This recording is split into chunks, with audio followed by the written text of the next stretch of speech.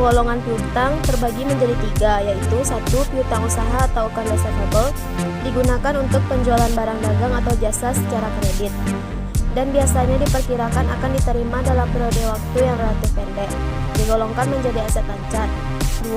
Piutang wesel atau wesel tagih atau notes receivable merupakan pernyataan jumlah utang dari pelanggan dalam bentuk tertulis atau surat pengakuan utang.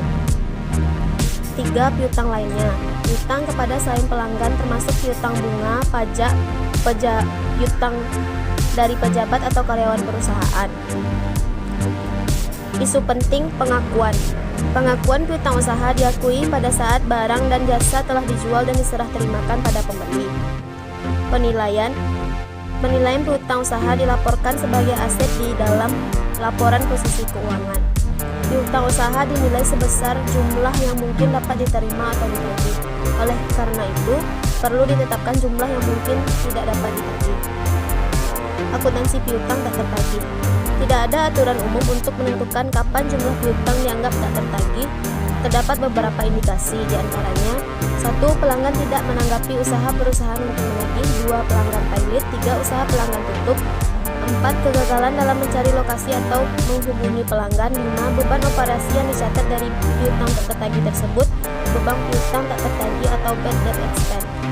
Terdapat 2 metode akuntansi untuk piutang tak tertagih. 1. Metode penghapusan langsung. 2. Metode penyisihan. Metode penyisihan. Metode ini konsisten dengan prinsip penandingan. Manajemen membuat estimasi setiap tahunnya mengenai seberapa besar porsi piutang usaha yang mungkin tak tertagih. Beban piutang tak tertagih di debit dan penyisihan piutang tak tertagih di kredit. Piutang yang ternyata benar-benar tak dapat ditagih di debit ke penyisihan piutang tak tertagih dan di kredit ke piutang usaha. Metode penghapusan langsung. Metode ini tidak konsisten dengan prinsip penandingan. Piutang yang terbukti tidak tertagih dihapus pada tahun piutang tersebut diputuskan tidak tertagih. Beban piutang tak tertagih di debit dan piutang usaha di kredit untuk masing-masing transaksi semacam itu.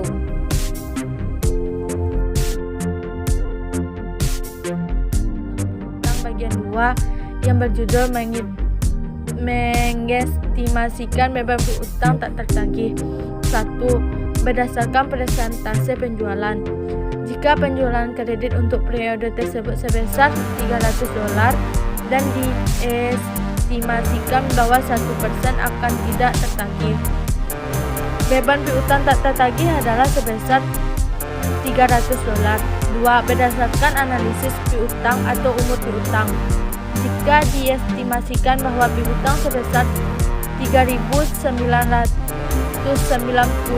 akan tidak tertagih dan akun penyelesaian piutang tak tertagih saat ini memiliki saldo $510.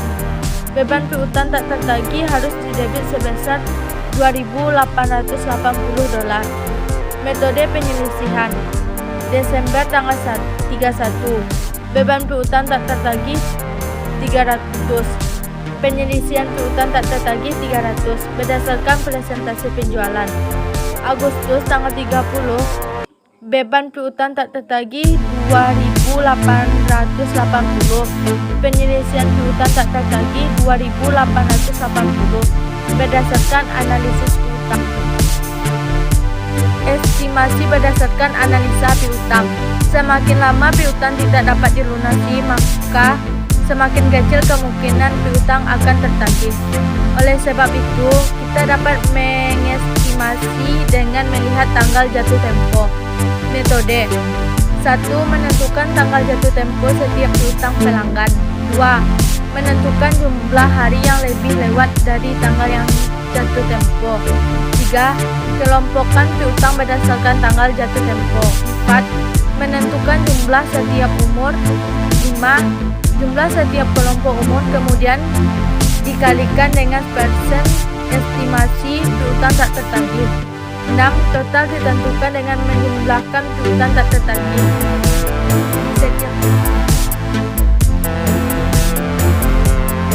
Selanjutnya kita masuk pada piutang bagian 3, yaitu piutang wesel.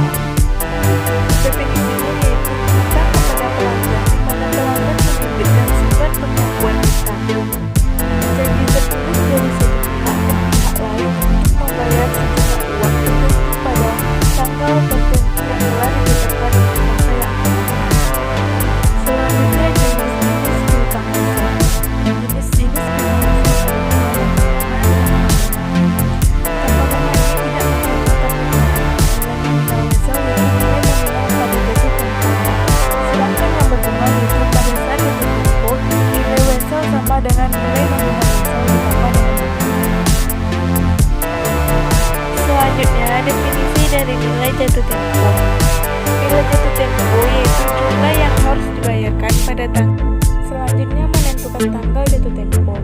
Dalam menentukan tanggal jatuh tempo ini dapat ditentukan dalam hari ataupun bulan.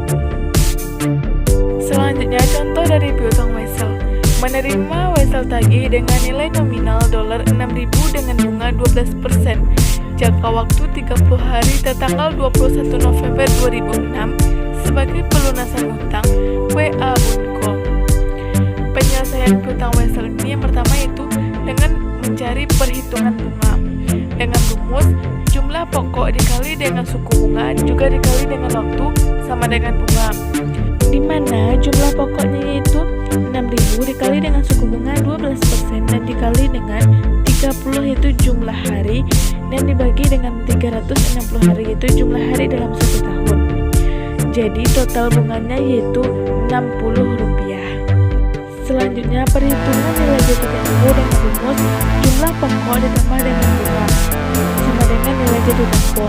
Jumlah pokoknya yaitu 6.000 ditambah dengan bunga Rp60 sama dengan Rp6.060. Itu merupakan nilai jatuh tempo.